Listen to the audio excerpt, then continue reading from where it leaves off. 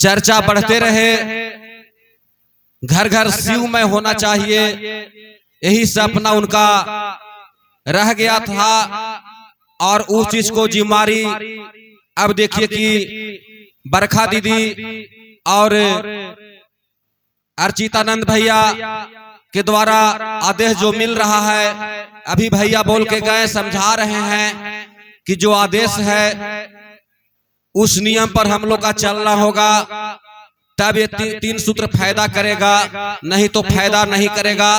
करते रह जाएंगे कुछ नहीं होगा। तो आदेश जैसा आएगा वैसा हम लोग का शिव शिष्य परिवार को करना होगा। तो हर भाई बहन जान रहे हैं कि तीन सूत्र में हम लोग का क्या मिला है। सबसे आसान चीज है, इसमें न मंत्र है न संस्कृत है, केवल तीन सूत्र हम लोग का मिला है और तीनों सूत्र का नियम मान नीलम दीदी आनंद के तहत जान रहे हैं।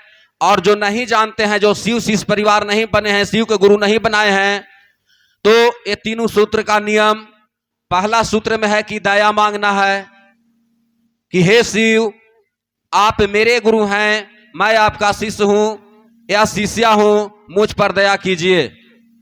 दूसरा सूत्र में आता है कि जब गुरु की दया अनुभव जब कुछ होता है तो अनजान भाई बहन को बताना है कि हे भैया, हे दीदी, अगर आप कष्ट में हैं या शिव को गुरु नहीं बनाए हैं तो उनको बना कर देखिए, जांच कर देखिए, आजमा कर देखिए। शिव मेरा गुरु कमाल का है, जब शिव मेरा गुरु है तो आपका भी गुरु हो सकते हैं। इसमें किसी को नहीं कहा गया है कि वो गुरु नहीं होंगे, वो सब का हैं।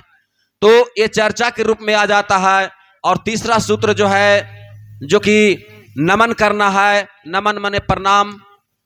तो चाहे माला से कीजिए प्रणाम या अंगुली के गांठ पर कर सकते हैं, या अगर उससे भी नहीं बनता है तो भाई बहन ये चीज भी आदेश साहेब जी ने दिए हैं कि गृहस्थ आश्रम में रहने वाले को ऐसा सुविधा दिए हैं कि सांस की गति के द्वारा नमः शिवाय से जैसे कि प्रणाम कर सकते हैं, वो सांस चला सकते हैं। खाना पकाते समय, खेत में काम करते समय, जब भी अगर मन भावे तो उस सांस को तौलना है कि मेरा सांस क्या कहता है। सांस यही कहता है, नमः से आता है और शिवाय से जाता है। इसी दो प्रकार से सांसें चलता है, उस सांस को परखना है और अपने अनुभव से अपने गुरु को ध्यान में लगाना है। जो कि जब ध्यान लगाइएगा तो सचमुच दृष्ट गुरु का आता है और देख पाइएगा।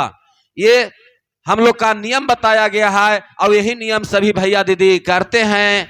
जो कि माला जाप नहीं होता है, कर जाप नहीं हो पाता है, तो आजापा जाप से सांस की गति के द्वारा कर लेते हैं।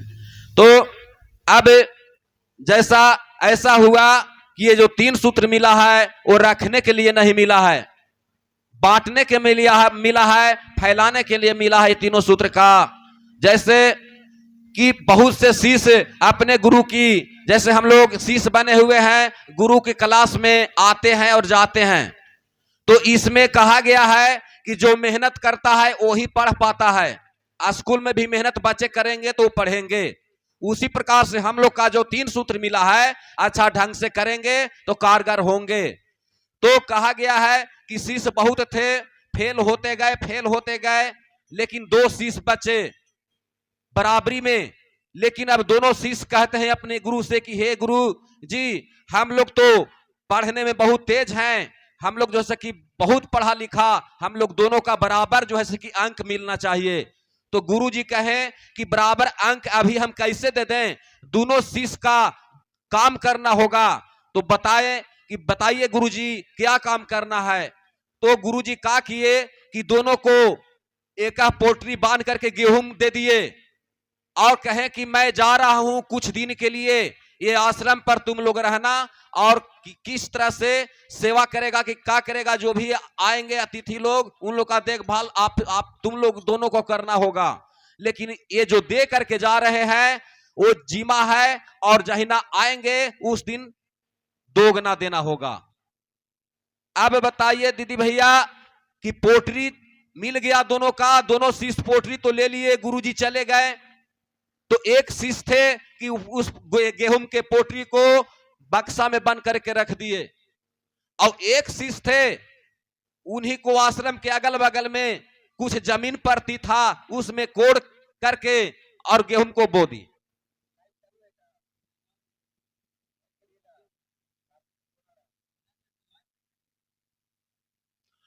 तो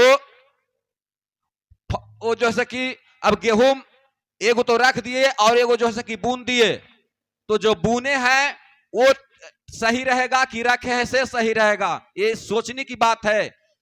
ऐसा समय आया कि कुछ दिन के बाद गुरुजी आते हैं और दोनों शिष्य से अपना अपना जो अमानत दे के गए थे वो कहते हैं कि जो दे करके गया था वो चीज लाओ। तो जो बक्सा में बंद कर था वो ला करके फट से दे रहा कि लीजिए ना गुरुजी, हम बहुत सहेज के रखे थे, रख दिए हैं। तो जब वो पोटरी गेहूं का खोला गया तो केवल जो है कि गेहूं का दाना भी नजर नहीं आ रहा था, सब जो है कि गेहूं घून करके आटा के समान बन गया था। तब गुरुजी कहे कि अंक इसका कैसे दें, ये तो बर्बाद कर दिया। तो दूसरा शिष्य को कहते हैं कि तुम्हारा जो अमानत दिए थे वो क्या किया तू बोले कि देखिए हमको जो दिए थे वो ऐसा जगह रख दिए हैं कि हमको से नहीं आएगा, वहां आपको चलना पड़ेगा। तो गुरुजी कहे कि ऐसा कहां तुम रख दिया कि तुमको से नहीं आएगा, मेरा जाना पड़ेगा। तो चलिए आपको दिखाते हैं। अपने गुरु को लेकर के और वहां गए और दिखा रहे हैं कि देखिए गुरुजी, हमने तो यही काम किया है, कोड़ करके अपना मेहनत किया और यह गेहूं का फसल उगा हुआ है। तो वही गुरुजी कहते हैं कि धन हो मेरा शीश, जो अभिमान घमंड से कह रहा था कि मेरा अंक और उसका अंक बराबर है, कर दीजिए, लेकिन सबसे तेज तू ही निकला, जो रख दिया वो तो खत्म हो गया, और तुम ऐसा काम किया कि इसको गेहूं को बो करके पैदा कर दिया, इससे दुनिया संसार इससे पालन हो सकता है, इसीलिए उसको नंबर में ज्यादा मिला। उसी प्रकार से हम लोग का 3 सूत्र मिला है भैया दीदी, अगर 3 सूत्र अच्छा से कीजिएगा तो हम लोग का जैसे कि नंबर मिलेगा, और नहीं तो नंबर कट जाएगा। इसी शब्द के साथ अपना चर्चा को विराम करते हुए भैया दीदी को फिर से प्रणाम करता हूं, मेरा प्रणाम स्वीकार करें।